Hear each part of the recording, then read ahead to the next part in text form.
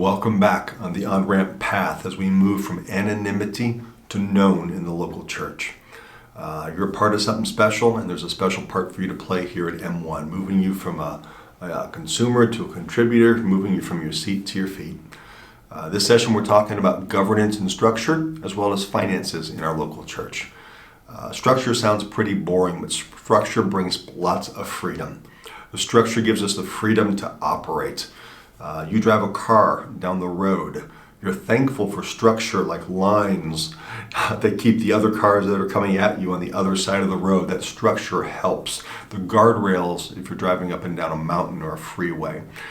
So our structure is pretty simple. We have 4 levels of leadership structure. You can follow those along in your on-ramp booklet. Number 1, pastor-led. That's me. Day in, day out decisions, operating the local church, keeping things moving. Second is staff-driven.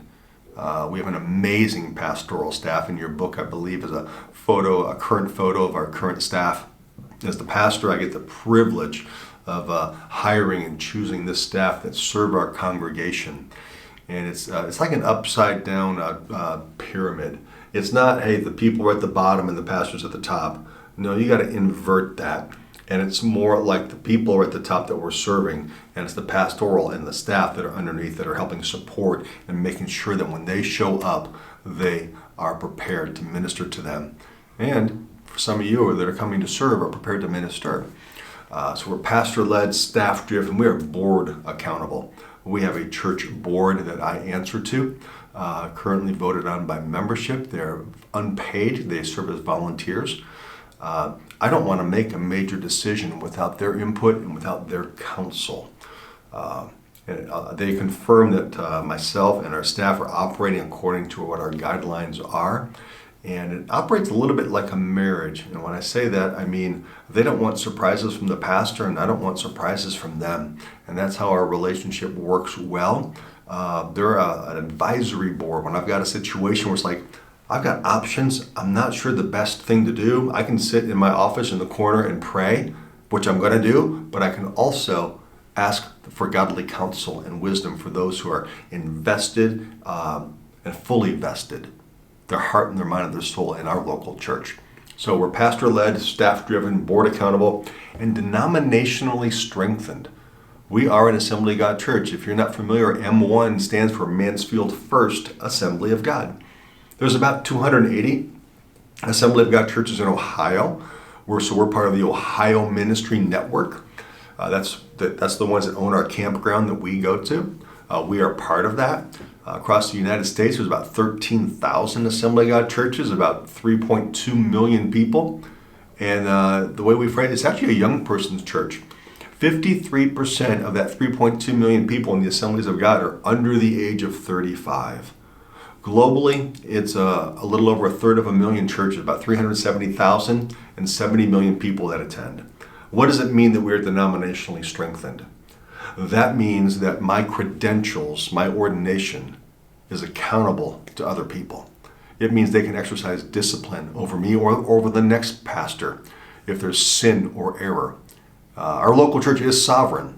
Our denominational affiliations don't have any authority over our style, our structure, our methods, our sermon topics, the songs we sing.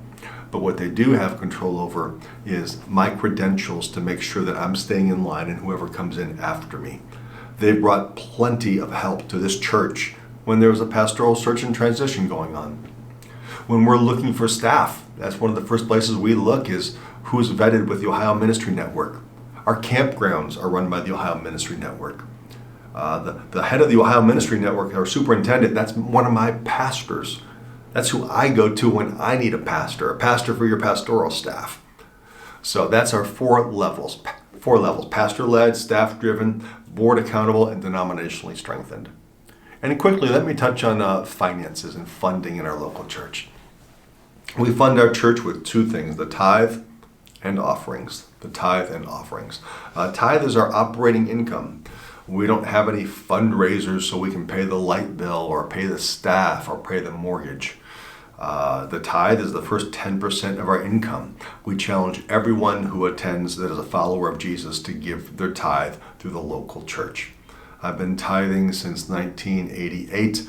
We usually do a series on stewardship, the first series of the year in January, and we challenge people to tithe.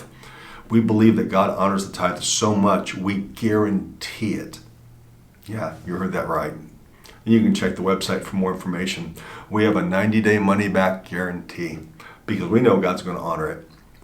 If you decide to start tithing, and after 90 days you don't think God has blessed you for it, doesn't mean you necessarily got a raise or doubled your income. But after 90 days of obeying God financially, because matters of the heart matters to the heart. Wherever your heart is, wherever your finances are, that's where your heart's going to be. If you don't think after 90 days that God has blessed your obedience, you let us know privately, and we'll refund you every bit of recorded tithe that you gave. So you have to give it in a way that's recorded, whether you put cash in an envelope and mark it, whether you give with a check, or whether you give like half the congregation do online. So giving methods online, you can use the text giving or the buckets that we pass in service. The tithe funds our vision. Our vision is for all people. How do we fund that? Through the tithe. Through the tithe. There's always more vision than resources. If we had more resources, we'd be able to carry out more vision. So funding is the tithe, but also offerings, because Scripture talks about giving tithe and offerings. So our offerings are for special items, like every year we do a Christmas offering. Last year our Christmas offering is all going towards remodeling our kids' space, our kids' gym specifically. And actually our congregation gave just under $60,000 for that one-time, one-shot offering. We also have offerings all throughout the year for missions. And many people will give their tithe and give offering towards missions. That helps support missionaries on a regular basis, and also maybe special missions projects that might be coming up. So that's our structure. That's our funding. Wanted to pull back the covers on that a little bit so we can see what's going on. We're going to continue moving forward on the on-ramp path from anonymity to known. We'll see you in the next video.